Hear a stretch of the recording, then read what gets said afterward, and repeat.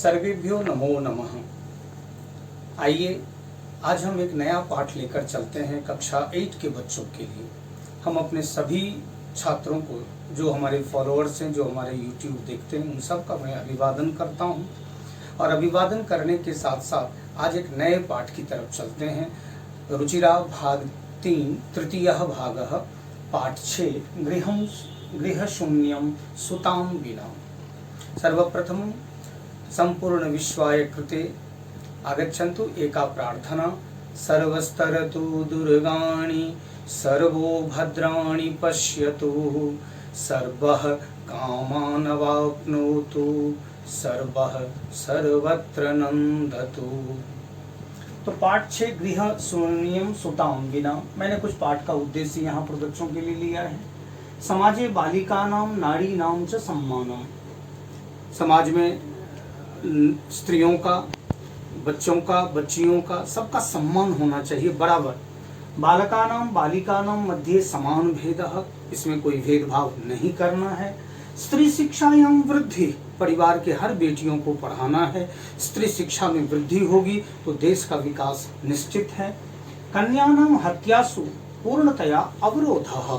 आप जानते हैं कि कई बार माँ के गर्भ में पलते हुए बच्चे को मार दिया जाता है ये कहकर कि वो बेटी है, परंतु आज बेटियों ने पूरे देश में सिद्ध कर दिया है कि वो बेटियां ही नहीं, वो रत्न है, वो देश की सब कुछ है। श्री प्रधानमंत्री नरेंद्र मोदी जी का वो आह्वान, आओ बेटी बचाएं, बेटी पढ़ाएं, बेटी बचाओ, बेटी पढ़ाओ के उद्देश्य पर यह पाठ आधारित है। मैंने अंत में लिया यत्र नार्यस्तु पूज्यन्ते रमन्ते तत्र देवताः। जहाँ नारी का सम्मान होता है, जिस घर परिवार में स्त्रियों का सम्मान होता है, वहाँ देवता भी निवास करते हैं। वास्तविक रूप में अगर देखा जाए तो प्राचीन काल में, ऋषियों के समय में हमारे देश में नारियों का काफी सम्मान था, परंतु बाद के कालों में इसमें बहुत बदलाव आ गए और हम इस तरह मान लिए कि प्राचीन काल, वेद पुराण आदि कालों में स्त्रियां नहीं पढ़ती थी। आइए हम इन बातों को पाठ के साथ में लेकर चलते हैं जो एनसीईआरटी की बुक हम सभी के लिए प्रस्तुत करती है। धन्यवाद। हम चलते हैं पाठ। गृह शून्यम सुतां विना।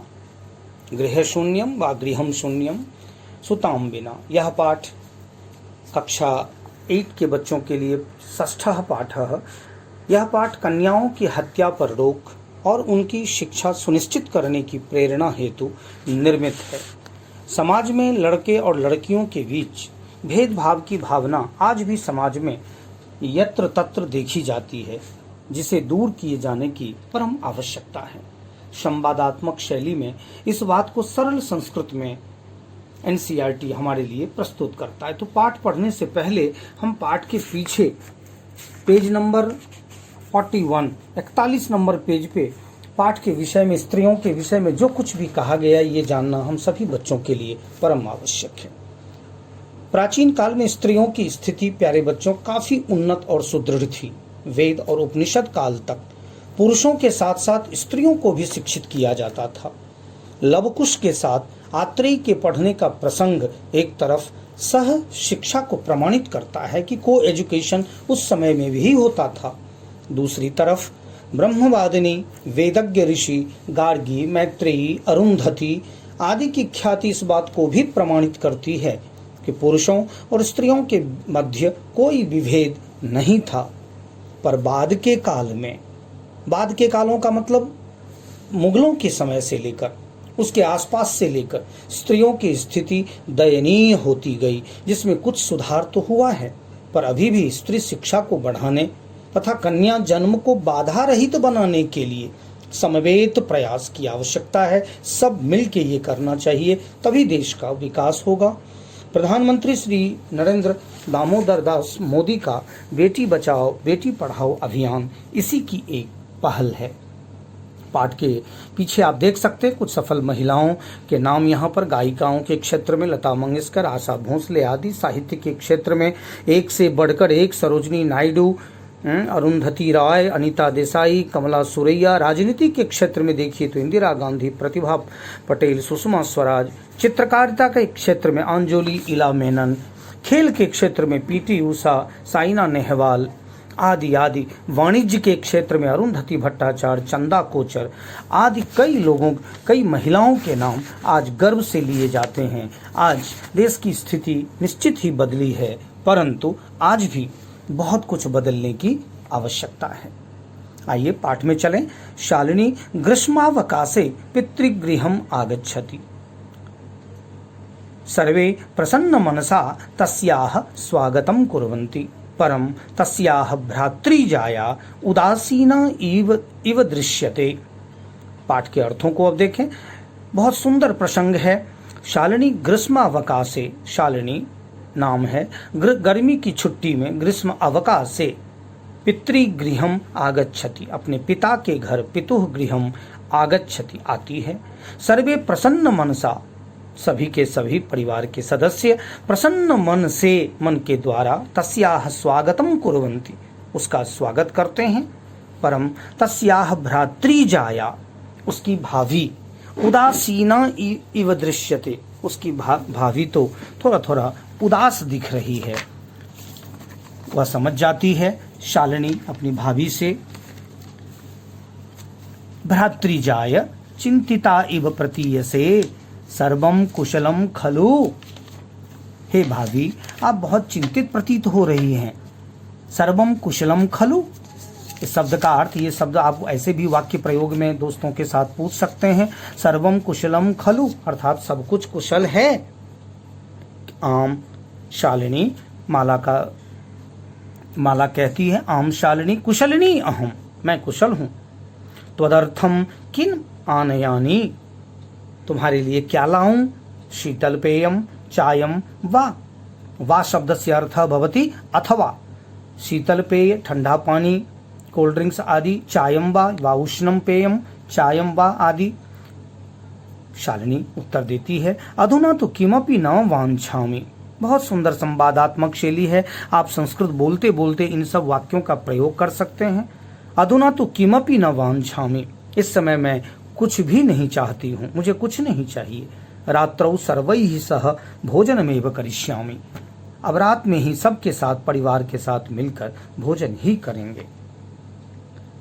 भोजन काले मालायाः मनोदशा स्वस्था न प्रतीयते स्म, परं सा मुखेन किमपि न उक्तवती। खाने के समय माला की मनोदशा स्वस्थ प्रतीत नहीं हो रही है, स्वस्थ नहीं वह दिखाई दे रही है। परंतु वह मुखेन किमपि न उक्तवती, परंतु वह अपने मुंह से कुछ भी नहीं कहती है, कुछ भी नहीं कहा। राकेश, भगिनी शालिनी, दिष्ट्या त्वं समागता, अद्य मम कार्यालये एका महत्वपूर्णा गोष्ठी सहसैव निश्चिता। अद्यैव मालायाः चिकित्सिकया सह मेलनस्य समयः निर्धारितः। त्वं मालया सह चिकित्सकां प्रति गच्छ, तस्याः परामर्शानुसारं यद विधेयं तद संपादय। बहन शालिनी, भगिनी शब्द का प्रयोग बहन, भगिनी अर्थात बहन, शालिनी, भाग्य से तुम आई हो। दिष्ट्या त्वं समागता, यहाँ दिष्ट्या शब्द का अर्थ करेंगे भाग्य से, बड़े टाइम से तुम आई हो। अद्य मम कार्यालय, आज मेरे कार्यालय में एका महत्वपूर्ण गोष्ठी, एक अत्यंत महत्वपूर्ण बैठक, गोष्ठी। सहसा एव, सहसा शब्द का अर्थ आपने द्वितीय पाठ में पढ़ लिया था, अचानक, निश्चित की गई है। अद्यैव मालायाः चिकित्सिकया सह, आज ही संयोगवश माला का, तुम्हारी भाभी का, चिकित्सकया सह, डॉक्टर के साथ, लेडी डॉक्टर, महिला चिकित्सक के साथ, मेलनस्य समयः निर्धारितः, मिलने का समय निर्धारित है। त्वं मालया सह, तुम माला के साथ, चिकित्सकां प्रति गच्छ, डॉक्टर के पास चले जाओ। तस्याः परामर्शानुसारम, उसके पर सलाह के अनुसार, जैसा कुछ डॉक्टर कहता है, यद विधेयम तद संपादय, जो करने योग्य हो वह करो। शालिनी कहती है उत्तर में, किम अभवत, आखिर हुआ क्या भाभी को। भ्रातृजायाः स्वास्थ्यम समीचीनम नास्ति, क्या हुआ, भाभी का स्वास्थ्य ठीक नहीं है। अहम तो यह प्रभृति पश्यामि, मैं तो लगातार देख रही हूँ, कल से ही देख रही, यह शब्द का अर्थ करेंगे कल से।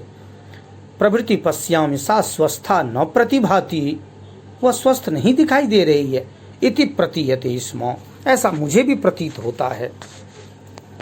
राकेशः चिंतायाः विषयः नास्ति, ये कोई चिंता का विषय नहीं है। त्वं मालया सह गच्छ, तुम माला के साथ जाओ। मार्गे सा सर्वं ज्ञापयिष्यति, रास्ते में वह सब कुछ तुम्हें बता देगी, सूचित कर देगी। माला शालिनी च चिकित्सिकां प्रति गच्छन्त्यो वार्तां कुरुतः। अब माला और शालिनी चिकित्सिका के प्रति जाते हुए वार्तां कुरुतः, बात कर रहे हैं। किम अभवत, शालिनी कहती है किम अभवत भ्रातृजाये, का समस्या अस्ति। शालिनी का कहना है कि क्या हुआ भाभी, क्या समस्या है। माला अब शालिनी को सब कुछ अपनी जो एक स्त्री की स्थिति होती है, मानसिक स्थिति, उसको वह अपने ननद से प्रकट करती है। अहम मासत्रयस्य गर्भम स्वकुक्षौ धारयामि, मैं 3 महीने का मेरे गर्भ में संतान पल रहा है, मैं धारण कर रखी हूँ। ठीक है, मेरे कोख में 3 महीने का गर्भ है। परंतु तब भ्रातु आग्रह अस्ति, पर तुम्हारे भाई का आग्रह है, यत अहम लिंग परीक्षणम कारयेयम कुक्षौ कन्या अस्ति चेत गर्भम पातयेयम, परंतु तुम्हारे भाई का आग्रह है कि मैं इस बच्चे का लिंग परीक्षण करवाऊं।